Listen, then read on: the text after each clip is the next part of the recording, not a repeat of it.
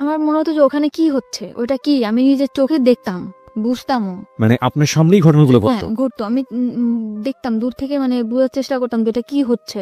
এমনকি রুমের মধ্যে ঢুকলেও দেখতাম ওরকম অবস্থায়, কিংবা ওরকমই থাকতো। ওকে।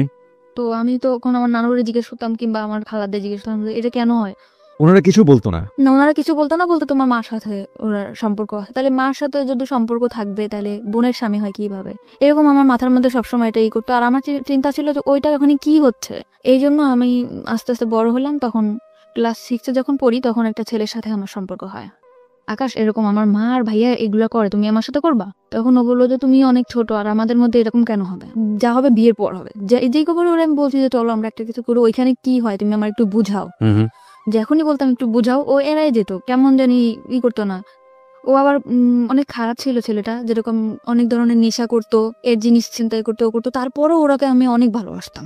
ওই বিষয়টা আমার মাথার মধ্যে সবসময় থাকতো যে ওইটা কি, ওইটা আমার জানতে হবে, ওইটা কি।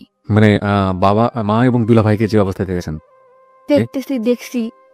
তখন আমি আরেকটা ছেলের সাথে সম্পর্ক হয়, তার নাম হচ্ছে ইমরান। দোকানে, মানে ওর একটা দোকানে কাজ করতো। ওকে স্কুলে যাইতাম আসতাম, ওখানে ওর সাথে আমার রিলেশন হয়। এখন আমি ওকে বললাম যে একটা কিছু করি, তা বলতো কি যে বিয়ে করতে হবে। তাহলে আমি যদি বিয়ে করতে তা চলো। আমার সবসময় ধারণা ছিল যদি বিয়ের পরে এই জিনিসটা হয়, তাহলে ইমরানটা আমি যেভাবে বিয়ে করব।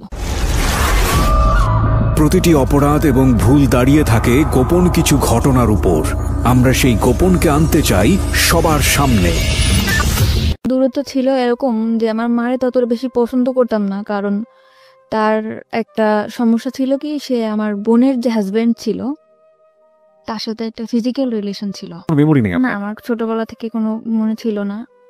শুধু এটাই মনে পড়ে যে আমার মার সাথে আমার বেশি দূরত্ব ছিল একটা কারণেই। আপনার বোনের বিয়ে হয়েছিল মানে কত বছর বয়সে? বোনের বিয়ে হয়েছিল কত বছর বয়সে এটা বলতে পারবো না, কিন্তু ওর বিয়ে ছিল ক্লাস 3-তে থাকতে। ক্লাস 3-তে থাকতে আপনার বোনের বিয়ে হয়েছিল? মানে কিভাবে এটা পসিবল? আপনি কি জেনেছেন পুরো স্টোরিটা আমাদেরকে একটু বলেন তো। আমি পুরো ক্লিয়ার হয়েছে মানুষের কাছ থেকে যে আমার যে বোনের হাজবেন্ড ছিল, ওনার সাথে আমার মায়ের একটা ফিজিক্যাল রিলেশন ছিল। এটা আপনি মানুষের কাছ থেকে শুনতেন? কার কার কাছ থেকে শুনতেন? এটা আমার নানুর কাছ থেকে শুনতাম। আচ্ছা। আমার খালাদের কাছ থেকে শুনতাম। আমরা তো আমার নানুদের ফ্যামিলিতে বড় হয়েছি। আমার দাদা বাড়ি বরিশাল। আপনার সামনে কিভাবে বলতো তারা? আমি জিজ্ঞাসা করতাম যে তার ভাইয়া এরকম কেন করে, মার ভাইয়া এরকম কেন করে। হ্যাঁ, তখন আমারে বলতো যে তোর ভাইয়ার সাথে তোর মার সম্পর্ক আছে, প্রেম আছে। এইগুলো কারা বলতো? আমার খালা বলতো, নানু বলতো, মামিরা বলতো, এরা বলতো। তখন আমি বলতাম যে প্রেম কি জিনিস। তখন আমি ছোট ছিলাম, আমি ততটা হয়তো বা বুঝতাম না। ওকে। তো তখন আমি সবসময় চেষ্টা, যখন আপনি এগুলো শুনতেন, আপনি তো অনেক ছোট ছিলেন, আপনার ভেতরে ফিলটা কি হতো? আমার মনে হতো যে ওখানে কি হচ্ছে, ওইটা কি আমি নিজের চোখে দেখতাম, বুঝতামও। মানে আপনার সামনেই ঘটনাগুলো ঘটতো। আমি দেখতাম দূর থেকে, মানে বোঝার চেষ্টা করতাম যে এটা কি হচ্ছে।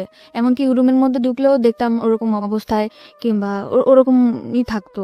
ওকে। তো আমি তখন আমার নানুরে জিজ্ঞেস করতাম, কিংবা আমার খালাদের জিজ্ঞেস করতাম যে এটা কেন হয়। ওনারা কিছু বলতো না? না, ওনারা কিছু বলতো না, বলতো তোমার মার সাথে ওনার সম্পর্ক আছে। তাহলে মার সাথে যদি সম্পর্ক থাকবে, তাহলে বোনের স্বামী হয় কিভাবে? এরকম আমার মাথার মধ্যে সবসময় এটাই করতো। আর আমার চিন্তা ছিল যে ওইটা ওখানে কি হচ্ছে। এই জন্য আমি আস্তে আস্তে বড় হলাম। তখন ক্লাস 6-এ যখন পড়ি, তখন একটা ছেলের সাথে আমার সম্পর্ক হয়। এগুলো নিয়ে আপনি আপনার মাকে কখনো জিজ্ঞেস করেন? মাকে কখনো জিজ্ঞাসা করিনি। আপনার মা কি জানতো যে আপনি এটা দেখছেন? হ্যাঁ, আমার মা জানতো আমি দেখছি, এবং আমার ফ্যামিলি সবাই জানতো।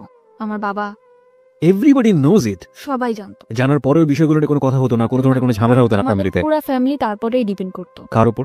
আমার দুলাভাইয়ের উপর। আপনার পুরো ফ্যামিলি এই ভদ্রলোকের উপর ডিপেন্ড করতো ইকোনমিক্যালি? জি। এবং এই জন্য কেউ কোনো কিছু বলতো না? না, কিছু বলতো। ডিপেন্ড করতো মানে কি ধরনের ডিপেন্ড করতো? টাকা পয়সা দিয়ে হেল্প করতো। আমাদের তো কোনো ভাই নেই, কাজের কোনো নাই, আব্বাও তো সেরকম বেশি কাজ করতে পারতো না। এই জন্য আমার ভাইয়াই সাহায্য। মানে আমার বাবা এটা জানতো? হ্যাঁ, আমার বাবাও জানতো। এবং জানার পরেও কখনো এগুলো নিয়ে কোনো ধরনের মনোমালিন্য, কোনো ধরনের ঝামেলা? আমি ততটা বুঝতাম না, বুঝতে পারতেন না। মাকে নিয়ে আপনার প্রাথমিক পর্যায়ের প্রথম মেমোরিটাই হচ্ছে এরকম একটা জিনিস আপনার চোখে পড়া।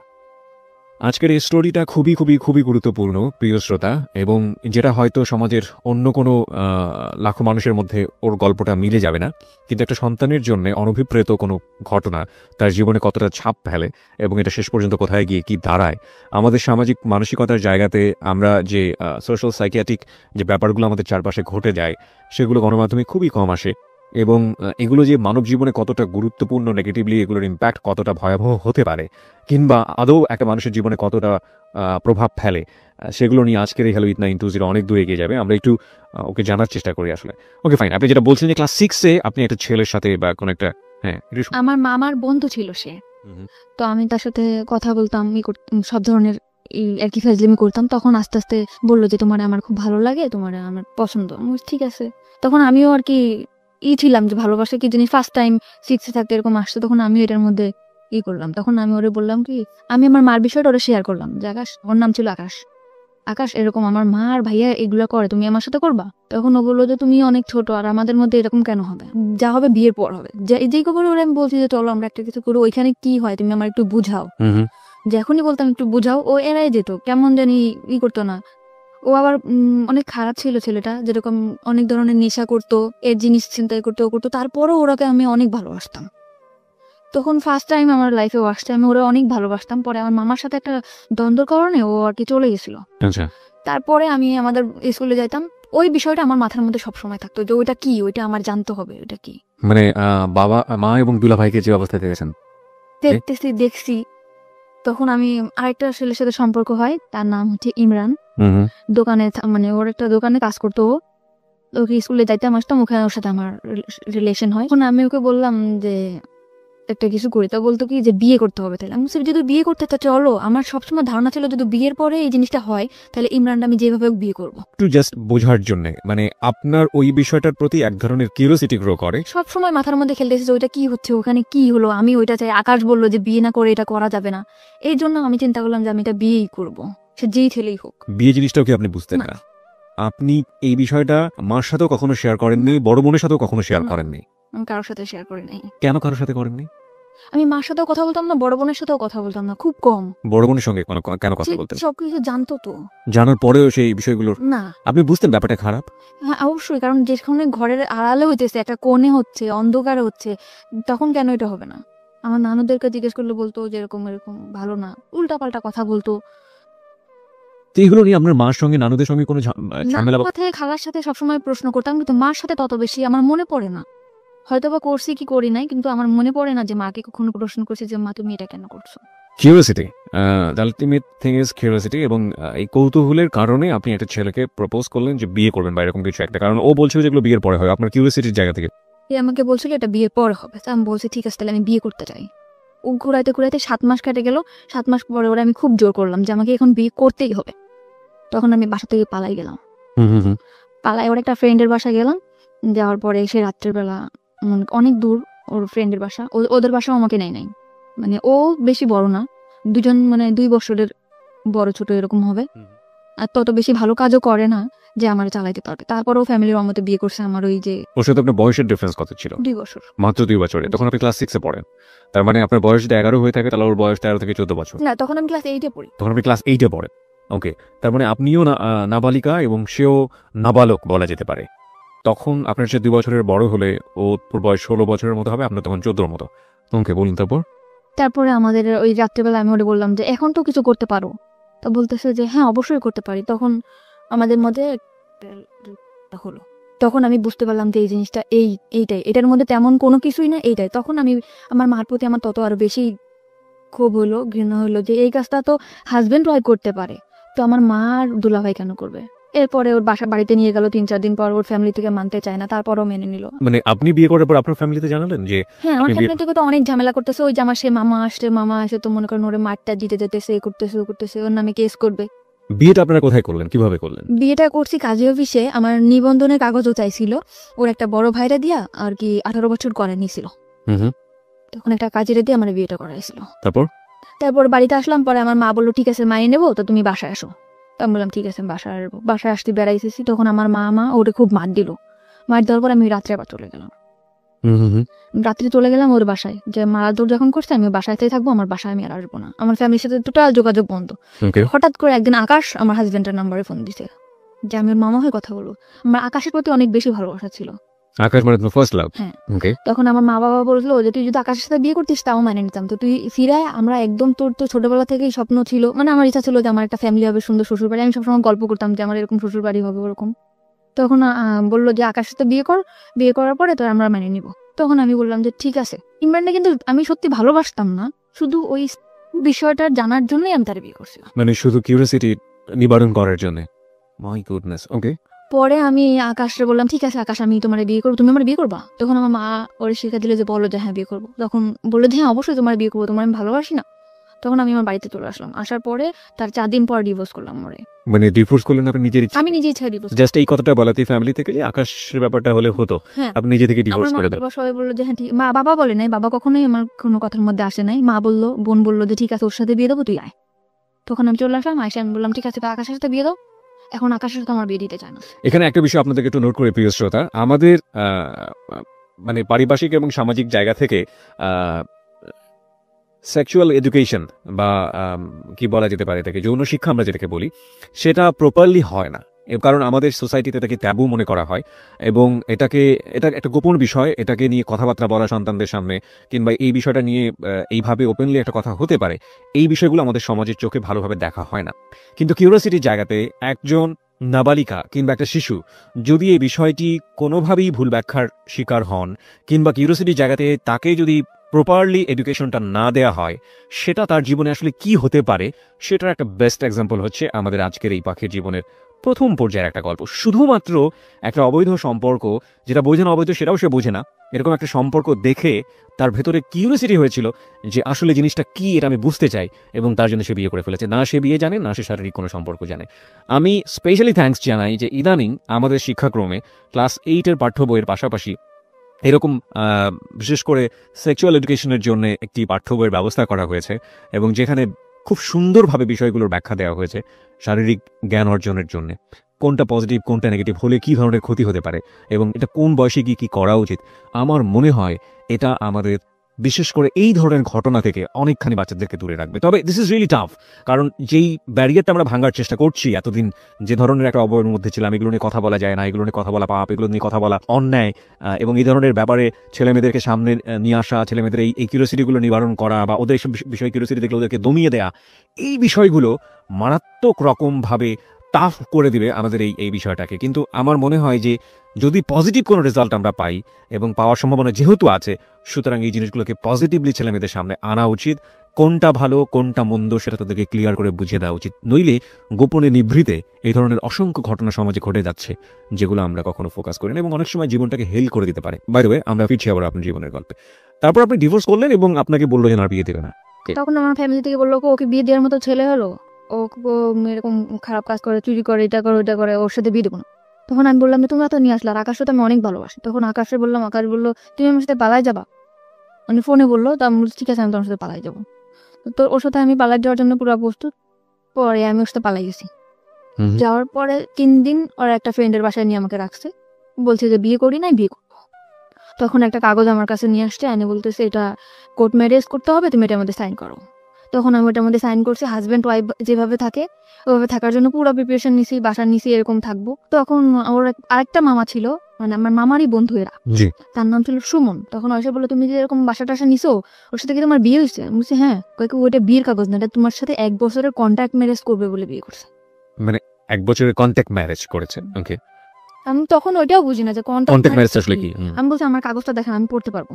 তখন আমার ও কাগজটা আকাশও দেখায় না, আকাশ নিখোঁজ। যে এখন ওর সুমন মামার বললোই কথা, তখন আকাশ নিখোঁজ।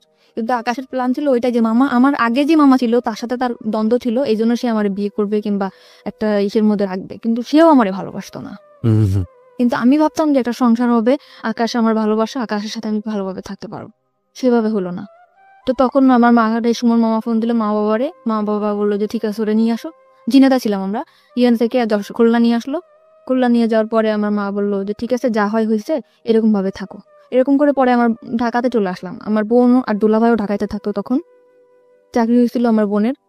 তো থাকতো মিরপুরে, আমি ওর বাসায় থাকতাম, টুকটাক বাসার কাজ টাজ করতাম, থাকতাম এভাবে। তার 2 বছর পরে তখন আমার লেখাপড়া একদম বন্ধ। মানে কোন ক্লাসে থাকা অবস্থায়? 8 ক্লাস 8-এ থাকা অবস্থায় আপনার লেখাপড়া বন্ধ, এইসব ঘটনা ঘটার পরে পরপর 2টো বিয়ে। ওকে। পরে আমাকে করলো 2 বছর পরে আমার ফ্যামিলি থেকে একটা ছেলে দেখলো। আচ্ছা। ফ্যামিলি থেকে ছেলে দেখার পরে আমি 2 বছর মধ্যে ঢাকাতেও থাকতাম, খুলনাতেও থাকতাম। পরে আমাকে আনলো বাড়িতে, দেখালো, ছেলে একবার দেখেই পছন্দ করলো, 1 সপ্তাহের মধ্যে বিয়ে। ওকে প্রিয় শ্রোতা, আমরা এই জায়গাটায় ছোট একটা বিরতি নিতে চাই। আপনারা সবাই শুনছেন close up presence hello 8920 ABC radio FM 89.2 এ। আমি আরজি কিবরিয়া রয়েছে আপনার সঙ্গে, এবং আজকে পাখি তার জীবনের গল্প বলার জন্য আমাদের স্টুডিওতে। পাখিকে দেখার জন্য, কিছু বলার জন্য, ওর সাথে যোগাযোগ করার জন্য আপনারা আমাদের ফেসবুকে কানেক্টেড হতে পারেন। আমাদের ফেসবুকের ঠিকানা হচ্ছে www.facebook.com/abcradiofm89.2। এছাড়াও আপনি চলে আসতে পারেন আমার ফেসবুক পেজে। আমার ফেসবুকের ঠিকানা হচ্ছে facebook.com/kibria.rj, KEBRIA, স্পেলিংটা হচ্ছে KEBRIA.RJ। এবং পেজটিতে যাওয়ার পর আপনি লাইক দেওয়ার সঙ্গে সঙ্গে আমাদের হ্যালো 8920 মেম্বার হয়ে যাবেন। ফিরে আসছি ঠিক 3 মিনিট পর। Close Up presents Hello 8920. Close Up. The closer, the better. FM 89.2. Close Up presents Hello 8920. Close Up. The closer, the better. 3 minute পর প্রিয় শ্রোতা, আরো একবার ওয়েলকাম করছি ক্লোজ আপ প্রেজেন্স হ্যালো 8920 তে। আমি আরজি কিবরিয়া রয়েছে আপনার সঙ্গে, এবং আপনারা সবাই শুনছেন এবিসি রেডিও এফএম 89.2। আজকে জীবনের গল্প বলার জন্য এখানে রয়েছে পাখি। 19 বছর বয়স তার, এবং তার যে জীবনের গল্প সেটা আসলে খুবই খুবই খুবই মর্মান্তিক। আমরা ফিরবো তার কাছে। যেখানে আমরা ছিলাম, পাখি আপনি বলছিলেন যে আপনার 1 সপ্তাহের মধ্যে বিয়ে হয়ে যাবে, এরকম একটা পরিস্থিতি তৈরি হয়েছে আপনার ফ্যামিলিতে। আর এই আমাদের গেস্টকে দেখার জন্য আপনারা ফেসবুকে আসতে পারেন। আমাদের ফেসবুকের ঠিকানা www.facebook.com/abcradiofm89.2। এছাড়াও আপনি চলে আসতে পারেন আমার ফেসবুক পেজে। আমার ফেসবুকের ঠিকানা হচ্ছে facebook.com/kibria.rj, KEBRIA, স্পেলিংটা হচ্ছে KEBRIA.RJ। ওকে, বলুন তারপর। তারপর 1 সপ্তাহের মধ্যে বিয়ে ঠিক হলো। ছেলে দেখার পর বললো ঠিক আছে, আমার পছন্দ হয়েছে, আমি ওকে বিয়ে করতে চাই। ওকে, ছেলে কি করে? ছেলে বাড়িতে কৃষিকাজ করে। তা আমিও বললাম যে ঠিক আছে, ফ্যামিলি থেকে যখন দিতেছে আমি বিয়ে করব। বাবা বাড়ি ঘর সব দেখে আসলো, বিয়ের দিনও পড়লো, হয়েও গেছে। তার বাড়িতে গেছে, মানে হয়েছে কি, তার বাড়িতে গেছে, তার চাচার যে ঘরটা আছে সেই ঘরটা দেখাইছে, তার চাচার বাড়িটা দেখাইছে। মানে যখন ঘর বাড়ি দেখাবে তখন সেই চাচার বাড়িটা দেখিয়েছে? আচ্ছা। তার যে মূল বাসা সেটা সে দেখাই নাই। আচ্ছা। তা আমার ফ্যামিলিও বুঝতে পারে নাই। বিয়ের পরে আমাকে উঠাইছে একটা ভাঙার ঘরের ভিতরে। ঘরটা একদম হেলে পড়ে যাবে, উপরে টালি, নিচে আছে বেড়া আছে। আমি আমার হাজবেন্ডকে জিজ্ঞেস করলাম যে আপনাদের এই এটা কেন? তখন বললো কি, চাচার বাড়ি আর আমার বাড়ি কি এক না? তখন আমি বললাম চাচার বাড়ি আর তোমার বাড়ি এক তো সেটা তো কথা না। আমার তো ঘর, যেটা আমার যে ঘরটা আমি থাকবো, সেই ঘরটা যদি ভালো না হয় আমি কেমনে থাকবো? এই ঘরটা তো এখনই আমার শরীরে পড়ে যাবে। আমি বললো পড়বে না, সব ঠিক হয়ে যাবে, আমার জায়গা জমি আছে, বিক্রি করবো। তো তখন আমি মানে নিলাম চুপচাপ যে যা হোক হয়েছে, জীবনটা অনেক ভুল হয়েছে। আর আমি ম্যারিড পার্সন ছিলাম, সে আনম্যারিড ছেলে। এটা সে জানতো? তার কাছে বলা হয়েছে? তাকে কিন্তু বিয়ের আগে জিজ্ঞেস করা হয়েছে যে আপনি কি ম্যারিড পার্সন? সে বলছে যে না, আমি ম্যারিড পার্সন না। এবং আপনার সম্পর্কে বলা হয়েছে যে? আমি নিজে তাকে বলছি যে আমি দুটো বিয়ে করেছি, আমি এরকম রিলেশন করে 2টা বিয়ে করছি। এবং কি কারণে বিয়ে করেছি কারণটা বলেননি কখনো? তো বলছি যে আমি রিলেশন করে বিয়ে করছি, দুটো বিয়ে করেছি। হ্যাঁ, সেটা শুনেই আমার প্রতি হয়েছে যে বিয়ের সাথে কোনো ব্যাপার না, আপনারা দেখে আমার খুব ভালো লাগছে। ওকে। তারপর আমরা আমার বাবার বাড়ি বেড়াতে আসলাম। বেড়াতে আসার পরে এইভাবে দিন যায়। তারপরও আমি শহরে তো মানুষ হয়েছি, তারপরও আমি অনেক কিছু মিস করতাম, যে এই জিনিসটা নাই সংসারে, এই জিনিসটা নাই। অনেক কষ্টে দিন যেত আমার। তার আর কোনো ভাই বোন ছিল না, সে একটাই ছেলে। ওকে। এখন আস্তে আস্তে আমার হাজবেন্ডের মধ্যে দেখতাম পরিবর্তন। কি পরিবর্তন? সে ফোনে কথা বলে, গ্রামের ছেলে তাও ফোনে কথা। কি ব্যাপার, তুমি কার সাথে কথা বলো? বলি কথা। তারপর আমি জানতে পারলাম, অনেক ভাবে জানতে পারলাম, চেষ্টা করে প্রায় 2-3 মাস পর জানতে পারলাম সে আগে একটা বিয়ে করছিল। সে আমার কাছে মাপটা চাইছে যে আমি বিয়ে করছি, তুমি মাপ করে দাও, আমি তোমার বলতে পারি। আমি সে বিয়ের আগে তো আমি আপনাকে জিজ্ঞেস করছিলাম, আপনি আমাকে কেন বলেন নাই? ওকে। পরে বলতেছে তোমাকে আমার এত ভালো লাগছে যে তোমার কথা যদি আমি বলতাম তাহলে হয়তো তুমি বিয়েটা রাজি হতো না। আচ্ছা। তখন আমি বললাম যে ঠিক আছে, যা গেছে গেছে, আপনি ওর মেয়ের সাথে যোগাযোগ করেন না, আমি করবো না। ওকে। তারপরও মেয়েটার সাথে যোগাযোগ করে। তখন আমি বললাম খুলনাতেই রাখবো না, তোমাকে আমি নিয়ে চলে যাবো ঢাকাতেই। ঢাকা আসতে গেলে কিছু টাকা লাগবে। কিন্তু আমার বিয়ের মধ্যে কোনো কিছু দেয় নাই, শাড়ি গয়না যা দেওয়া লাগে, গয়নাঘাটি কিছু দেয় না, এমনি শাড়ি, চুড়ি, লিপস্টিক, এটা যা দেওয়া লাগে দিছে। এখন একটা রুলি দিছিল স্বর্ণের।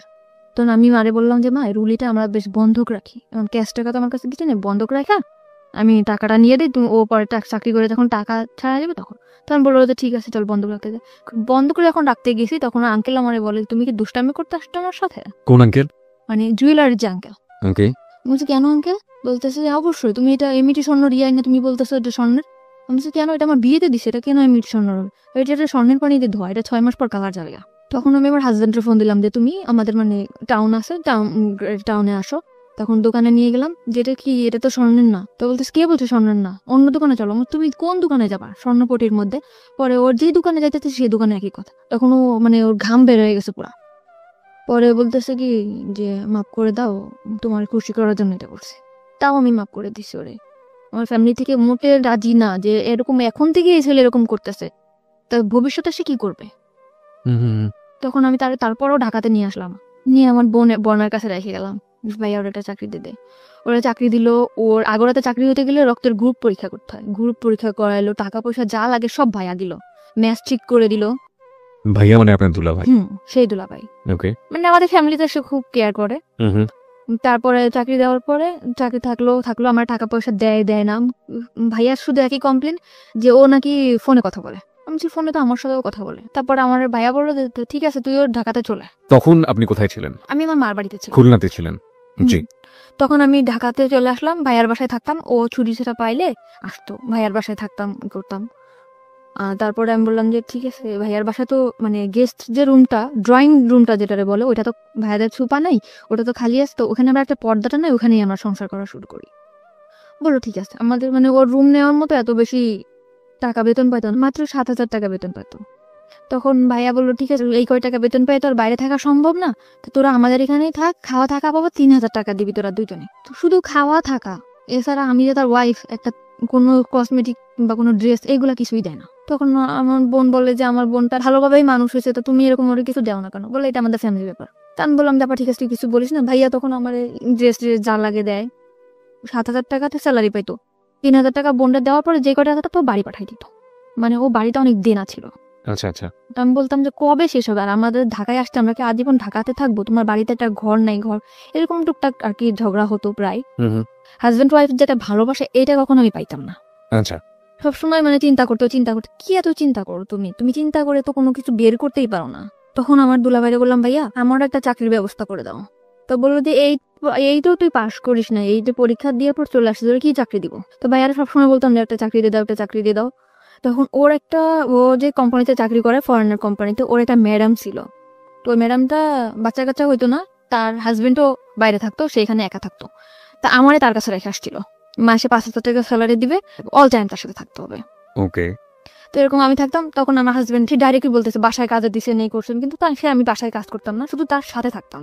সাথে থেকে আপনার কাজটা কি ছিল? তার যেরকম ল্যাপটপটা ক্যারি করা, হ্যাঁ এটা আমি নিতাম, কিংবা হাতে কোনো পার্স আছে এটা আমি নিয়ে ওনার সাথে সাথে থাকতাম, কারণ ওনার একা একা থাকতে পারতো না। উনি যেখানে যেত আমাকে নিয়ে যেত, আমাকে বেশ বলতো যে আমার বোন। ওনারা ইংরেজিতে কি বলতো আমি জানি না, আমার খুব সুন্দর সুন্দর ড্রেস কিনে দিত, এই যে ওনার সাথে যেটা পরে আমি বেরোতে পারতাম, এরকম করে ওনার মতো করে উনি রাখতো। তখন আমার হাজবেন্ডের আমার ভাইয়ের সাথে অনেক অশান্তি করলো। তখন আমার ভাইয়া বললো ঠিক আছে তোমার চাকরি করতে হবে না, তুমি চলে যাও। তখন আমি বললাম যে ঠিক আছে আমি চাকরি করবো না। তখন আমি বলতাম যে আমার কোনো কাজও করতে দিলা না, তোমার হেল্প করবো তাও তুমি করতে দিলা না। আমি তাই কিন্তু হেল্প করতাম। আমি যে 5,000 টাকা পাইতাম তার থেকে 2,000 টাকা করে আমি দিতাম, আর 3,000 টাকা আমি রাখতাম। আচ্ছা। তখন আমার হাজবেন্ড বলতো যে কি এমন কাজ করতাম, মানুষের বাসায় কাজ করতাম, এরকম করে বলতো। তো আমি বলতাম এসব কথা বলবো না, আমি কি কাজ করতে তুমি জানতাম না। কিন্তু ওই যে ফরেনার ছিল উনি বলতো তুমি আমার সাথে 1 বছর যদি থাকো তোমার লাইফটা পুরো আমি ওকে করে দিয়ে যাবো। তখন চলে আসছি যখন বাসায়, রান্না বান্না করে খাই দেয় এরকম করে। আমার হাজবেন্ড করে কি ওই মেয়ের সাথে যোগাযোগ করে আগের ওয়াইফের সাথে। তখন আমি বললাম যে তুমি এরকম কেন তার সাথে কথা বলো? বলে যে তার সাথে কথা বলি কে বলছে? এরকম বহুবার আমি হাতে নাতে ধরছি, তারপরে সে স্বীকারই করে না। তারপরে আমার সাথে অনেক ঝামেলা করে, ঝগড়া করে, এই করে। পরে আমি বলছি যে তুমি যদি এরকম করে থাকো তার সাথে তুমি থাকো, আমার সাথে কোনো যোগাযোগ তার সাথে থাকো যাও। এক কথা বলার সাথে সে তার কাপড় চোপড় নিয়ে আমার ভাত থেকে নেমে চলে গেছে। যাওয়ার পরে একটা মেসেজ উঠছে, তখন আমি ফোন দিয়ে আমার ফোন রিসিভ করো না, বলে কি তুমি যদি আমার সাথে আসতে চাও তাহলে এখন আসো। আমি আমার ফ্যামিলির বললাম আমি কি করবো, তোমরা দেখে শুনে বিয়ে দিছো, সে প্রথম থেকে এরকম করতেছে, আমি কি করবো এখন? বলে তার সাথে তুমি কোথাও যাবো না, তুমি তোমার ভাইয়ের বাসায় থাকো। তখন আমি আমার ভাইয়ের কাছে বোনের কাছে থাকতে লাগলাম। আমার প্রথম 2-1 দিন 4-5 দিন 1 মাস 2 মাস ফোন দিছে, পরে আমার কোনো ফোন দিত না। ওকে। তখন আমার ভাইয়ার বলার পরে ভাইয়ার ইটফোর্স সিকিউরিটি সার্ভিসটা আছে, ওখানে যোগাযোগ করে আমার একটা চাকরি নিল লেডিস সিকিউরিটি গার্ডে। তারপরে ওখানে আমি চাকরি করলাম 1 বছর মতো। 1 বছরের মধ্যে আমি কারোর সাথে মিশতাম না। আমি অফিস বাসা অফিস, ঢাকার শহর, মানে এই সময় হাজবেন্ডের সাথে কোনো সম্পর্ক নেই বা ডিভোর্স হয়নি? না। ঢাকার শহর সম্বন্ধে আমার কোনো ধারণাই নেই। বোরকা পরতাম, বেশ বাসা থেকে যেরকম বড় বড় জামা পরতাম, গ্রামে থেকে যেরকম আসতাম ওরকমই ছিলাম। 1 বছর পরে আমার ওই যেখানে চাকরি করতাম ওইখানে একটা ল্যান্ড ওনার ছিল। ল্যান্ড ওনার? ওখান থেকে আমার এসে অফার করে তার সাথে, মানে ওই বিল্ডিং এর ল্যান্ড ওনার? ওকে। ওই ল্যান্ড ওনার আমার প্রপোজ করে যে মানে বিভিন্নভাবে, তুমি দেখতে অনেক সুন্দর, তোমার লুকিংটা অনেক সেক্সি, তোমার দেখতে খুব ভালো লাগে। পরিচয়টা হলো কিভাবে? মানে উনি আসে যায়, আমি সালাম করি যে স্যার আসসালামু আলাইকুম, আবার লিফটটা আমি ধরে দেই, উনি উঠে, ল্যান্ড ওনার যেহেতু, আবার আসলে ওনার হাতে যদি কিছু থাকে ওটা আমি ক্যারি করি, তো এই জন্য উনি আমার মানে ডাকলো যে তুমি একটু উপরে আসো, 13 তলায় আসো। আমি গেছি জি স্যার। পরে বলতেছে তোমার লুকিংটা অনেক সুন্দর, তোমার আমার খুব ভালো লাগে, তুমি আমার সাথে করবা, একদম ডাইরেক্ট। তখন আমি বললাম স্যার আপনি কি বললেন, এটা আমি আপনার সম্মান করি, তারপর আপনি এভাবে বলতে পারেন না। বাই দ্য ওয়ে, এখানে একটু মানে মানে রিয়েলি রিয়েলি কনফিউজ। যেহেতু আপনি মোটামুটি একটা আইন শৃঙ্খলা রক্ষাকারী এরকম একটা বেসরকারি প্রতিষ্ঠানেই কাজ করতেন, সেখানে ওনার তো একটু ভয়ে ডর কিছু করা উচিত ছিল। মানে উনি ডিরেক্ট এইভাবে ডেকে নিবেন, আপনার অ্যাটিটিউডের মধ্যে কোনো কিছু কি ছিল এরকম যে কারণে ও আমি আচ্ছা। সবসময় অনেক রুট ছিলাম, আমার সাথে কেউ কথা বলতেও সাহস পেত না। আমরা যে কটা মেয়ে ছিলাম আমাদের সাথে কোনো ছেলেরাও কথা বলতো না, আমাদের যে ছেলে গার্ডগুলো ছিল সেও কথা বলতো না। পরে আমি বললাম স্যার আপনি কি জাস্ট তোমার আমি দেখলাম যে তুমি তোমার জায়গায় কেমন অনেস্ট। ওনার কথাটা অনেক তাড়াতাড়ি ফিরাই নিল। তখন বললো কি যে আমার এখানে চাকরি করো, এখানে তো অনেক 13 তলা বিল্ডিং, অনেক ভালো ভালো লোকেরা আসে, তো তুমি কি কি করো না করো এই জন্য।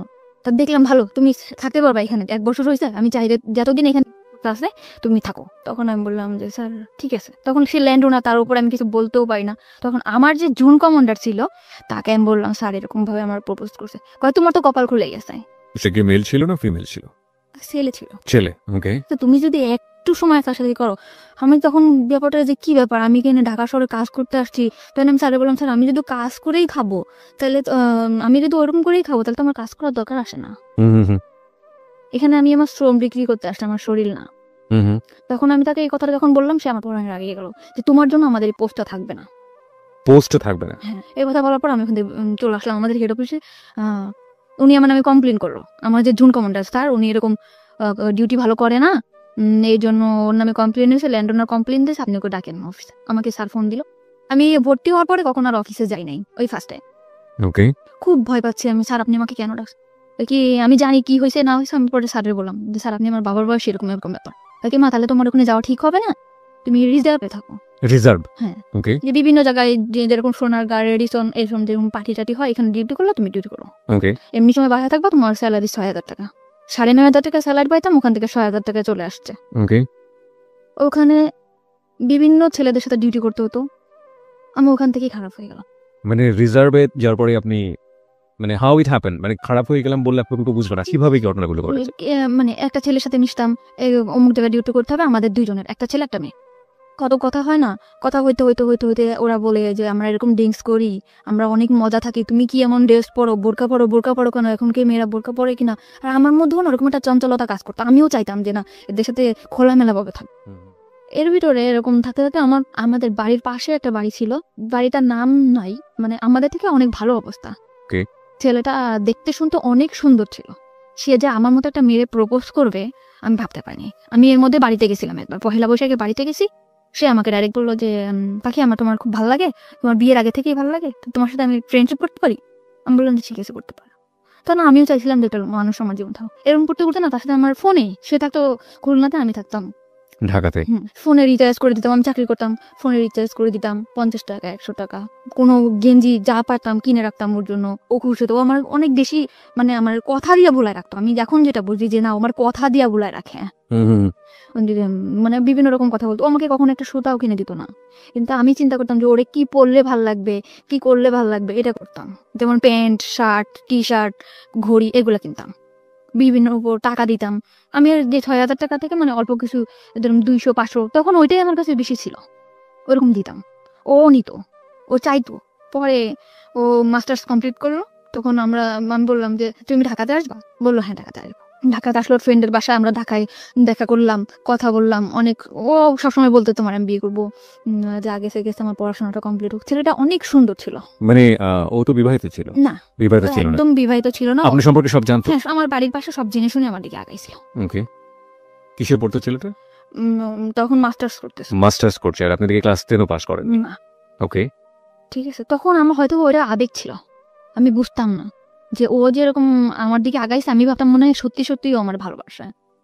এখানে একটা বিষয় একটু নোট করছি প্রিয় শ্রোতা, আজকের স্টোরিটা এতটাই বেশি সেন্সিটিভ, আমাদের সামাজিকতার জায়গা থেকে আজকের অতিথির পুরো ফেসটুকু আমরা ফেসবুকে দেখাতে পারবো না, কিন্তু একজন মাস্টার্স পড়ুয়া একটা ছেলে একটা ক্লাস 8 পড়ুয়া একটা মেয়ের প্রতি এফেক্টেড হতে পারে কি কারণে, কতটুকু সৌন্দর্য একজন মেয়ের মধ্যে থাকলে এ ধরনের ঘটনা ঘটতে পারে, ততটুকুই সুন্দর ও আসলে, এবং অ্যাবসলিউটলি শি ইজ বিউটিফুল। কিন্তু আমরা আমাদের গল্পের জায়গাটা থেকে আমরা পারছি না ওর পুরো মুখ অবয়বটা আপনাদেরকে দেখাতে। চলুন আমরা আবারও ওর কাছে ফিরি। হ্যাঁ বলুন তারপর। কিন্তু আমি সবসময় চাইতাম যে আমার ছোট্ট একটা সংসার হোক। আমি আবারও স্বপ্ন দেখতে শুরু করলাম যে আমার লাইফে যা গেছে গেছে, ও হয়তো বা আমার এই সুন্দর একটা সংসার দিতে পারবে। বাই দ্য ওয়ে, আপনি যখন এটা বলছিলেন যে আপনি আপনার ছেলে কলেজের সাথে মিশে বিভিন্ন পার্টিতে তারপর দায়িত্ব করতেন, ওই সময়গুলো থেকে আপনি ওদের সাথে মিশে ড্রিঙ্কস না তখন আমি এগুলো তখনও শুরু করেন? ওরা করতো, আমি আর কি ভাবতাম যে আসলে আমি একটু করবো, এই করবো, মানে ভালো লাগতো। তারপর চিন্তা করতাম না, বোনের বাসায় থাকি, ভয় পেতাম, কিছু করতাম না। তো তখন নাজিমের সাথে আসতে, মানে আমার সাথে রিলেশন ছিল, তার নাম ছিল নাজিম। তখন ও বললো যে ঠিক আছে আমি তোমার বিয়ে করবো। আবার স্বপ্ন দেখতে শুরু করলাম যে আমার ছোট একটা সংসার হবে। আমরা অনেক প্ল্যানিং করলাম যে আমাদের একটা মেয়ে বেবি হবে, এরকম বাসা নিব, তুমি তো এরকম সুন্দর, আমাদের বেবিটাও হয়তো, অনেকভাবে প্ল্যান করলাম। পরে আস্তে আস্তে দেখি কি ও ফোনে আমার সাথে তত সময় দেয় না, ফোনে ততটা সময় দিচ্ছে না। কিন্তু ও তো আপনার সম্পর্কে সমস্ত কিছু জানতো, বিশেষ করে দুটো বিয়ে হয়েছে আপনার, এরকম ভাবে আপনি সংসারও করেছেন এবং আমার ফ্যামিলি অবস্থা সবই সব জানতো। ও কি শুধুমাত্র আপনার সঙ্গে প্রেমের সম্পর্কই ছিল নাকি আলাদা এক ধরনের ইন্টেনশন ছিল, ফিজিক্যাল রিলেশন, কোনো ধরনের কোনো ইন্টেনশন ছিল না? ওকে বলুন তারপর। আমি ফোনে টাকা ঢুকাই দেই, ও ফোনে কথা বলে অন্য মেয়ের সাথে। তা আমি ওর ফোনে টাকা ঢুকাই দিলেও আমি ওর ফোনটা রিসিভ করতাম না, কারণ আমি যে কোম্পানিতে চাকরি করতাম ওখান থেকে ফোন আমাকে দেওয়া হয়েছিল, মানে ওখান থেকে আমি ফোন করলে বিল পাইতো। ওকে, তো ওই ফোনটাতে আমি ওকে ফোন করতাম অল টাইম, কখনো ওর ফোন আমি রিসিভ করি নাই। চিন্তা করতাম বেকার, কি করবে, ওরা আমি টাকা দিই, ও বন্ধু বান্ধব আমার ফোন দিত, যে বলতো জানি আজকে না আমার ফ্রেন্ডের সাথে আমার পার্টি দিতে হবে, আমার কটা টাকা দিবা, 500 টাকা দাও না। ওকে, তখন আমি এভাবে সবসময় টাকা পয়সা দিতে থাকতাম। পরে একটা সময় বললাম, আমার ফ্যামিলি থেকেও জানাজানি হয়ে গেল ব্যাপারটা, যে তুই আবারও একটা ছেলের দিকে এরকম করে পড়তেছিস, তোর হাজবেন্ড আছে এরকম আছে। তখন আমি আমার ফ্যামিলির বকাবকি শুরু করলাম, কি হাজবেন্ড, তোমরা কি দেখে দিছে এই করছো। তখন না নাজিম আস্তে আস্তে দূরে সরে যেতেছে, আমার বলতেছে ডাইরেক্ট, বলতে তুমি আমার ফোন করবা না, কখনো ফোন দিবা না, কোনো কারণ ছাড়াই। তুমি আমার সবসময় ফোর্স করো, কার সাথে কথা বলি, কি করি না করি, তুমি আমার তখন আপনার হাজবেন্ডের সঙ্গে একেবারেই আপনার যোগাযোগ একদম যোগাযোগ। বাই দ্য ওয়ে, আপনার হাজবেন্ডের নাম যেন কি ছিল? রিপন। রিপনের সঙ্গে আপনার যোগাযোগ পুরোপুরি of. Something beyond entertainment. Welcome. জি বলুন তারপর। তো রিপনের সাথে কোনোভাবে যোগাযোগ নেই, মানে আমার হাজবেন্ড কোনো যোগাযোগ করে না, কিছু না। ওকে, তখন আমি নাজিমকে বললাম বিয়ে করবে না, তখন বললে যে ভালোবাসলে যে বিয়ে করতে হবে এমন কোনো কথা আছে? তোমারটা আর আমারটা কি একসাথে ম্যাচ করে? এতদিন পরে সেটা বললো যে ভালোবাসলে কি বিয়ে করতে হবে? কিন্তু তোমার আমার অনেক ভালো লাগে, তোমার অনেক ভালোবাসি, কিন্তু তোমার আমার বিয়ে করা সম্ভব না। তো ওরে আমি অনেক বেশি ভালোবেসে ফেলছিলাম, মানে আমি যাকেই ভালোবাসি অনেক বেশি ভালোবাসি ফেলি। কিন্তু সবাই আমার সাথে, মানে বুঝতেই পারি না যে এরা আমার সাথে এরকম প্রতারণা করতেছে। তখন নাজিম ফোন দেই, ফোন ধরে না। তখন এই যে আমার যে ফ্রেন্ডরা ছিল ওদের সাথে আমি মিশলাম। ওকে, মানে কলিগ যারা কলিগ ছিল এদের সাথে আমি মিশলাম, মিষ্টি বললো যে ড্রিঙ্কস কর, ভালো লাগবে। পরে আমি এক পর্যায়ে ড্রিঙ্কস করলাম, ড্রিঙ্কস করলে সত্যিই দেখলাম ভালো লাগে। মানে ওই যে নাজিমের বিষয়ে যে কষ্টটা, কিংবা আমার যে পুরা মার দিক দিয়ে কষ্ট, কিংবা হাজবেন্ডের দিক দিয়ে কষ্ট, আমার কোনো কষ্টই নেই, পুরা দমে ড্রিঙ্কস করলাম। এমন ড্রিঙ্কস করতেছি আমার মধ্যে চেঞ্জ দেখে আমার দুলাভাই আমার দিকে হাত বাড়াইলো। যেরকম আমার বোন অফিসে গেছে, আমার দুলাভাই হঠাৎ আমার এসে পিছন দিয়ে ধরে বলে, তোর আমার খুব ভালো লাগে, তোর হাজবেন্ড নিয়ে আমি তোরে ভালোবাসি। তখন আমি আমার বোনকে বললাম, বোন তুই কোথায়? বাসায় আসছে। আর বাসায় আসার পর আমার 17,000 টাকা ছিল, ওর কাছ থেকে টাকাটা নিয়ে আমি বাসা দেখে চলে গেলাম। তো আরেকটা মেয়েরে নিলাম, মেয়েটার নাম ছিল মেঘলা। ওরে নেওয়ার পর ও আর আমি থাকতাম। তো ওখান থেকে আরো সুন্দরভাবে ড্রিঙ্কস করতে পারতাম। বাসায় কখন আসলাম, কখন গেলাম, ড্রিঙ্কস করে চিল্লাইতাম, কানতাম, নাজিম করে ওরে ফোন দিতাম, কোনো ছিল না। কিন্তু আমি ওখান থেকে ড্রিঙ্কস করা শুরু করলাম। ওই বন্ধু বান্ধব ছিল, মানে শেয়ারে, কিন্তু আমি 200 টাকা দিতাম, ও 200 টাকা দিত, এরকম একটা বোতল কিনে নিয়ে আসতো, বোতল কিনে খেতাম, খাইতে বাসা দিতাম, মাতলামো করতাম। তো এরকম করার পরে এখন রিজার্ভে ছিলাম। তো আমি পরে নতুন একটা পোস্ট লাগবে 1 তারিখে, গেল বছর, যে বছরটা চলে গেল, ওই গেল বছরের এই 1 তারিখে পোস্ট লাগছে। লাগার পর আমার এই যে জুন কমান্ডার ওনার সাথে আমার পরিচয় হলো, যে ঠিক আছে আপনার জন্য আমি ডিউটি করব এরকম একটা খ্রিস্টান প্রতিষ্ঠানে। তখন আমার খ্রিস্টান প্রতিষ্ঠানে দিল, আমি ওখানে ডিউটি করতাম। ডিউটি করার পরে ওখানে ডিউটি করতেছে 2টা মেয়ে, আমি আর একটা মেয়ে, আর ওই বাসাটায় থাকতাম। তা আমার হাজবেন্ড আমার সব দিক দিয়ে যোগাযোগ বন্ধ ছিল, কোনোভাবে আমার সাথে কোনো যোগাযোগ করতো না। তা আমার যে ছাড়টা ছিল উনি আবার আমার খুব হেল্প করতো। হেল্প করতো মানে কিরকম, আমি ঠিক মতো বাসায় যাচ্ছি কিনা, কি করতেছি না করতেছি, এই বিষয়টা সে দেখতো। আচ্ছা তারপর আমি ড্রিঙ্কস করতেছি, এটা অনেকভাবে বাধা দিত যে পাখি আপনি ড্রিঙ্কস করবেন না, আচ্ছা এরকম না করতে। আমি বললাম, আমি আপনার না কেন শুনবো, আমি আপনার না শুনবো না, আমি একজনকে ভালোবাসি। এরকম আমি এত বেশি ভালোবাসতাম, চিল্লা পাল্লা করতাম, ড্রিঙ্কস করতাম, রাস্তাঘাটে চিল্লা পাল্লা করতাম। ওকে তখন আমারে বললো যে একটা মানুষ এত ভালোবাসতে পারে। তখন আমার ওই স্যার নাজিমকে ফোন দিল যে ভাইয়া একটা মেয়ে আপনাকে কতটা ভালোবাসে। তখন ও বললো যে হ্যাঁ মেয়েটা অনেক ভালো, আমিও ওকে ভালোবাসি, কিন্তু ওকে আমার পক্ষে বিয়ে করা সম্ভব না। ওকে নাজিম এটা বললো। ওকে তখন আমার সব কলিগরা ওকে একবার করে ফোন করলো যে ভাইয়া, মানে আপনি সব কলিগের কাছে আপনার উইকনেসটা দেখাতেন, যে মানে আপনার দুর্বলতাটা দেখাতেন। আমি ড্রিঙ্কস করার পরে আমি আর সবসময় ওরকম ওরে ফিল করতাম, আমি আগের মতো ডিউটি করতে পারতাম না, করতে পারতাম না ওরকম। ওকে তারপরে আমার করলো, আমি ওখান থেকে সরে আসলাম আস্তে আস্তে, মানে ফ্রেন্ডদের কাছ থেকে সরে আসলাম, কিন্তু আমি বাসায় ড্রিঙ্কস করতাম। তখন আমার স্যার বললো যে তুমি এভাবে ড্রিঙ্কস করো না পাখি, তুমি আসলে অনেক ভালো মেয়ে, এরকম বিভিন্ন রকম কথা বলতো। কিন্তু ওই পোস্টায় আমি ঠিক মতো আবার ডিউটিটা করতাম। আমার কোনো জায়গা থেকে আমার ডিউটির কারণে কখনো চাকরিটা যেত না। ওকে আমি ঠিক মতো ডিউটি করতাম, ডিউটি আওয়ার্সের পরে আমি উল্টাপাল্টা করতাম, যেরকম ড্রিঙ্কস করতাম, আবার বাইরে ঘুরতে যেতাম, এটা করতাম। তখন আমার স্যার আমার দিকে আগে আসলো। কিভাবে আগে আসলো, বললো যে তোমার মতো ভালো যদি আমার ওয়াইফ আমারে বাসতো, তাহলে আমার মনে পুরো পৃথিবীটা ওরে দিয়ে দিতাম। এই ধরনের কথা বলতো। মানে তার ওয়াইফের প্রতি অনেক ধরনের দুর্বলতা আমাকে দেখাইতো। মানে তার ওয়াইফ তার দিক দিয়ে পারফেক্ট না, সে তাকে ভালোবাসে না, সে তাকে কোনোভাবে সুখ দিতে পারে না, সে তার ছেলের দিকে যত্ন নেয় না, সে তার সংসারে কোনোভাবেই মানে মন নেই, এরকম। তখন আমি বললাম এসব কথা আমারে বলেন কেন? তখন আমার মনের মধ্যে কিন্তু নাজিমই আছে। সে মানে অফিস আওয়ার পরে আমার নিয়ে ঘুরতে যেত, আমিও যেতাম, আমার ড্রিঙ্কস করে যেত, ঘুরতে যেত, করতো। তখন আমি খুশি ছিলাম, ভালোই ছিলাম। ওকে তারপরে না হইলো, ওনার ওয়াইফ যখন বাড়িতে গেছে, তখন আমি আর উনি একদিন ড্রিঙ্কস করছি।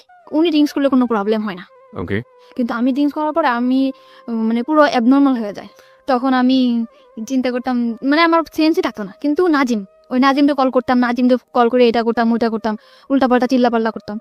তো ওনার ওয়াইফ যখন বাড়িতে গেছে, ওনার বাসায় আমাকে নিয়ে গেছে। এটা কি আপনি জানতেন আগে থেকে যে ওনার বাড়িতে আছে? তা আমি কিছু জানতাম না। আমরা কিন্তু কুড়িল বিশ্বরের একটা বার আছে, ওখানে থেকে ড্রিঙ্কসটা বাইরে এনে ড্রিঙ্কস করছি, এটা জায়গায় বসে ড্রিঙ্কস করার পর আমি অ্যাবনর্মাল হয়ে গেছি। পরে উনি ওনার বাসায় আমাকে নিয়ে গেছে। নিয়ে যাওয়ার পরে সত্যি কথা আমার সেন্স ছিল না তখন, হয়তোবা আমাদের মধ্যে ফিজিক্যাল কোনো রিলেশন আছে, হয়তোবা মানে কি আমি শিওর। ওকে আপনি পরবর্তীতে শিওর হয়েছেন? ওকে হয়েছে। তার মানে ড্রিঙ্কস করার অনেক রাত্রেবেলা আমার মানে সেন্স একদম, আমি এখানে স্যার, আমি এখানে কেন? তখন বলতেছে কি যে তোমার আমার খুব ভালো লাগে, তোমার সবকিছু পারফেক্ট, আমার ওয়াইফের থেকে তুমি অনেক বেটার, এরকম করে বললো। তখন আমি খুব কাঁদতেছি যে আপনি এটা কি করলেন, আপনার সাথে আমার এটা কেন হলো, এরকম করে। তখন মাইনে নিছি, নেওয়ার পরে না তখন চাকরিটা বাঁচানোর ভয়, তখন ভয় পেতাম কি হয়তো বা চাকরিটা থাকবে না। চাকরি না থাকার ভয়টা কেন ছিল? মানে চাকরি করতাম, এটা তো কোনো সরকারি চাকরি না, এটা যখন তখন চলে যেতে পারে। আপনি যার কথা বলছেন উনি চাইলে আপনার চাকরি ডিসমিস করে দিতে পারেন। হ্যাঁ, একজন জুন কমান্ডার ছিল, সে চাইলে চাকরি ডিসমিস করতে পারতো। কারণ ফার্স্ট যেখানে চাকরি করতাম উনি কিন্তু তখন আমার নামে কমপ্লেইন করার পরে আমার চাকরিটা ওখান থেকে যাওয়ার পরে আমি রিজার্ভে আসছিলাম। ওকে, সো আপনার এই ভয়টা কাজ করতো? হ্যাঁ, এই ভয়টা কাজ করতো, এই যে আমার যদি কোনোভাবে চাকরিটা না যেত। তারপর এরকম যে আমার বিভিন্ন জায়গায় ঘুরতে নিয়ে যেত, বিভিন্ন জিনিস গিফট করতো, কিনে দিত। আপনি এগ্রি করে গেলেন? হ্যাঁ, আমি এগ্রি করে গেলাম যে নাজিমের অ্যাবসেন্টটা কিন্তু সে ঢুকে পড়ছে আমার লাইফে। এত দ্রুত মানে কি বেশ কিছুদিন হয়েছে, 4 মাস এরকম। সে এরকম একটা মানুষ যে সে কিভাবে যেন আমার ক্যাশ করে ফেললো। আর তারা আমি কিন্তু ফার্স্ট টাইমে বলতাম যে আপনার আমি কখনো ভালোবাসবো না। আমি তারা আরো বলতাম যে আপনার ওয়াইফ আছে না, এরকম এরকম জিনিস গিফট করবেন, এইভাবে করো। সে অনেক ওয়াইফকে কিভাবে কনভিন্স করতো? হ্যাঁ, সে তার ওয়াইফকে কিন্তু অনেক চেষ্টা করতো, কিন্তু তার ওয়াইফ সেরকম ধরনের ছিল না। অ্যাকর্ডিং টু হিজ ল্যাঙ্গুয়েজ, মানে তার ভাষ্য অনুযায়ী। ওকে, তার কথা অনুযায়ী সে এরকম ছিল না, সে পারফেক্ট ছিল না, ঠিক আছে। তারপরে এরকম আমার তখনও আপনার আগের হাজবেন্ডের সঙ্গে আপনার না, আমার ডিভোর্স হয় নাই। আমার আগের হাজবেন্ডের সাথে আমার ডিভোর্স ছিলই না। আমার হাজবেন্ডের সাথে আমার কোনো যোগাযোগও ছিল না। তারপরে এই করছে, এরকম আসতে যেত আমার ডিউটি আওয়ার্সের পরে, তার সাথে আমরা একসাথে ঘুরতে যেতাম, খাইতাম, ঠিক আছে, এরকম ভাবে ছিল। সে এরকম আস্তে আস্তে আমার একদম অনেক কাছে চলে আসলো। সে মনে করেন আমার ডিউটি আওয়ার্সের পরে আমার না দেখলে পাগল হয়ে যেত, যেমনি হোক আমার বোঝাতো। সে চলে আসতো, কোথায় চলে আসতো? অফিসের ওখানে চলে আসতো, আইসা আমার নিয়ে বাসায় নামায় দিয়ে আসতো। যেহেতু সে একজন অফিসার এবং তার আন্ডারে তো অনেক এমপ্লয়ি কাজ করে, বাকি সবাই বুঝতো না ব্যাপারটা, এবং তার জন্য এটা প্রেস্টিজিয়াস না? দূরে থাকতো অফিস থেকে, মনে করেন এখান থেকে 10-5 মিনিট হাঁটে যাওয়া লাগবে, এরকম এতটা দূরে থাকতো সে আমার রিক্সায় যাইতে কষ্ট হবে দেখে সে রেগুলার, একটা ভাঙা রোড ছিল, ওই ভাঙা রোডের রেগুলার আমার জন্য বাইক নিয়ে দাঁড়ায় থাকতো। ওকে ওকে ওখান থেকে আমাকে নিয়ে ওখানে নামাই দিয়ে আসতো। নামাই দিয়ে আসতে আসতে এরকম রেগুলার দিয়ে আসতো। তারপরে আমি বুঝলাম যে আসলে সে আমাকে অনেক ভালোবাসে, ওকে অনেক ভালোবাসে। তারপরে আমি আস্তে আস্তে ওনার প্রতি দুর্বল হলাম। তখন আমি দেখলাম যে না, তার ওয়াইফ তার প্রতি না, তখন আমি তার প্রতি দুর্বল হলাম। ও দুর্বল করে ফেলছিল আমাকে, এমন মানে ওয়াইফ তার প্রতি ডিভোটেড না, এটা তো তার ল্যাঙ্গুয়েজ ছিল, তার ছিল। আর আমিও বুঝতাম। কিভাবে বুঝতেন? মানে সে যখন ফোনে কথা বলতো, মানে তার ওয়াইফের বলতো একটু পানি দাও তো, তুমি নিয়ে খাও। এটা আপনি ফোনে শুনতে পাতেন? হ্যাঁ, এটা আমি শুনতে পেতাম। তুমি নাও কিংবা এদিকে আসো তো, মানে আমি just শুনতাম। তার ফ্যামিলি সম্পর্কে আপনি কতটুকু জানতেন? শুধু ওই ওয়াইফের বদনামই জানতেন নাকি আরো অন্য কিছু জানতেন? না, ওয়াইফের ওইটুকু জানতাম। তার ফ্যামিলিটা অনেক বেশি ভালো ছিল। কিরকম? সে তার রুমে সে অনেক দিক দিয়ে তার ওয়াইফের সুখে রাখছিল, কিন্তু সে যে তার ওয়াইফ, সে কখনো মনে করতো না যে আমার হাজবেন্ডের সুখে আমি সুখী। সে মনে করতো তার সুখই তার সুখ, হাজবেন্ডের যে একটা জিনিস, এই জিনিসটা যে আমার, সে এটা ভাবতো না। এটা তো তার ভাষ্য অনুযায়ী, আপনি তো তার পরিবারের মধ্যে ঢোকেন নেই, কখনো আমি তার এভাবে যেয়ে দেখি না, দেখেন নাই। সে তার যেভাবে বলেছে আপনি সেটা সেভাবে বোঝার চেষ্টা করেছেন, এভাবেই। ওকে ওকে। তারপরে এরকম কয়েক মাস গেল, যাওয়ার পরে তখন এই কয়েক মাসের মধ্যে আপনারা কি কি করছেন? হ্যাং আউট করছেন, বাইরে ঘুরে বেড়াচ্ছেন, ডেট করছেন, রুম ডেট করছেন? জি কন্টিনিউয়াসলি? জি, কন্টিনিউয়াসলি। একবারের জন্য মনে হয়নি যে অন্যায় করছেন? অন্যায় ফার্স্টে মনে হয়েছিল, পরে মনে হলো যে না, আমার লাইফটা কি, আমার তো ওই নোংরা জায়গা থেকে উঠাই নিয়ে আসছে। আমি যে ড্রিঙ্কস করতাম, আজে বাজে ছেলেদের সাথে আমি মিশতাম, আমি যে খারাপ হি অলসো ড্রিঙ্কস, সে কিন্তু আমার জন্য ড্রিঙ্কস করতো, সে কিন্তু ফার্স্টে ড্রিঙ্কস করতো না। মানে আপনাকে এখানে থেকে নিয়ে আসার জন্য যে কোনো ভাবেই হোক না কেন, আপনার যে রাস্তায় আছেন সেই রাস্তায় আগে পা দিয়েছে, তারপর ওখান থেকে সরে আসার চেষ্টা। আমাকে বিভিন্ন ছেলেদের সাথে আমি মিশতাম, বিভিন্ন ছেলেদের সাথে আমি ভালো কোনো ড্রেস পরতাম না, যেরকম জিন্স টপস এগুলো পরতাম। ওকে, জিন্স টপস, ওকে। এইগুলা থেকে সে আমার বাই করছে, ভালো ভালো ড্রেস কিনে দিছে, বড় বড় হাতার জামা বানায় দিছে, যে এগুলা পরো না, খারাপ বলবে মানুষ। মানে আমার মধ্যে একটা চেঞ্জ আনছে সে। আমি যেরকম আগে রাস্তায় বেরোলে মনে হতো যে না, এই ছেলের সাথে দুষ্টামি করবো, কথা বলবো, এরকম আমার আর মনে হয় না। বাই দ্য ওয়ে, আমার একটা প্রশ্ন আছে। ছেলেটা যদি আপনাকে এতটাই ভালোবাসবে, তাহলে প্রথম দিন নিয়ে গিয়ে কেন এই ধরনের শারীরিক সম্পর্ক করলো? সে তো অন্যভাবে আপনাকে প্রপোজ করতে পারতো। এটা হয়তো তারও ইচ্ছে ছিল না, এটা আমি আসলে জানি না। কখন আপনি তাকে জিজ্ঞেস করেছেন পরবর্তীতে, তুমি আমাকে যেহেতু লাভই করো, তাহলে কেন এটা করলে? করছিলাম। আপনি তাকে বাধ্য করেছেন অ্যাকর্ডিং টু হিজ ভয়েস, মানে সে এটা বলেছে? সে বলেছে তুমি আমাকে বাধ্য করছো, আমি একটা পুরুষ মানুষ, আমি কন্ট্রোল হয়ে গেছি। বাধ্য করেছে বলেন? আপনার অ্যাটিটিউডের মধ্যে এগুলো ছিল? হ্যাঁ, আমি হয়তো বা কিছু করছি, কিন্তু এটা আমার, বললাম না, আমার তখনও সেন্স নাই। আমি you are not in sense. Okay, তারপর? ঠিক আছে, এরকম বলার পর তখন আমি একটা বাসা নিলাম। বাসা নিলেন মানে ওই বাসাটা ছেড়ে দিলাম। আমি আগে যে বাসাটা থাকতাম ওই বাসাটা ছেড়ে বেশ দিলাম। কয়েকজন ফ্রেন্ড মিলে থাক। হ্যাঁ, তখন আমি আলাদা একা একটা বাসা নিলাম। একটা বাসা কি ওর সিদ্ধান্ত অনুসারে নিলেন নাকি আপনি একা একা নিজে নিলেন? একা বাসাটা কেন প্রয়োজন হলো? ওর জন্য, আমি ওর একটা সময় কাটাবো, আমরা হাজবেন্ড ওয়াইফ থাকবো, বিয়ে করব। বিয়ে করার কথাও আপনাকে বলেছেন? হ্যাঁ, অল টাইম আমারে বলতো যে, আমি বলতো হ্যাঁ বিয়ে করবো, সমস্যা কি, তুমি আমার ওয়াইফ, সব জায়গা বলতো। ওর কখনো ভয় থাকতো না যে না, আমি একটা জায়গায় বলবো আমার ওয়াইফ, কখনো আমার নিয়ে ঘৃণা করতো না। ও বলতো যে তোমার আমি একটা পচা নর্দমা থেকে ওটা নিয়ে আসি, তুমি আমার কাছে একটা পবিত্র। ও আপনার পাস্ট সম্পর্কে জানতো, অতীত সম্পর্কে জানতো, সব, আমার পুরা ফ্যামিলির ডিটেলসও জানতো, মা বাবা ভাই বোন সব জানার পরেও আমার প্রতি অনেক বেশি দুর্বল হয়েছে।